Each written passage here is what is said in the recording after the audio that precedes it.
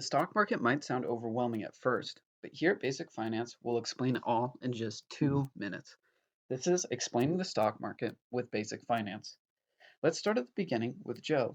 Joe starts his company and things are going great. Some time passes and he decides that he needs more money so that he can expand his operations. After he considers his options, Joe decides to sell off stock in his company through what's known as an initial public offering. Simply put, if you give Joe some money, he will then give you a portion of his company in return. This ownership is called stock, and you become a shareholder or stakeholder in his business in return.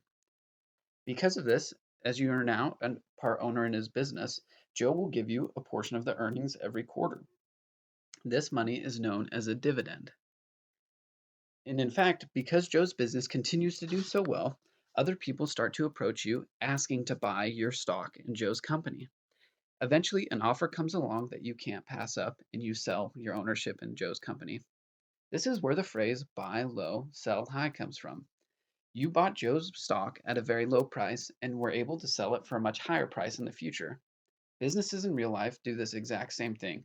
They offer stock to the public, and then the public can buy it and hold it and then sell it in the future. Here are some real life examples to show how stocks could help you build your wealth. In 2010, Amazon stock was worth $180, Intel stock was worth $20, and Nike stock $15. Here was where the prices were at as of January 2020. Amazon stock was at $2,100, Intel stock was at $65, and Nike stock was at $100. Before you get too excited, though, it's important to realize that stocks possess risk as well. In 2011, Groupon stock was $25, and in 2020, it was only between $2 and $3 a share. I hope you guys enjoyed that crash course video on the stock market, and please comment below on any other financial topics you'd like me to cover in the future.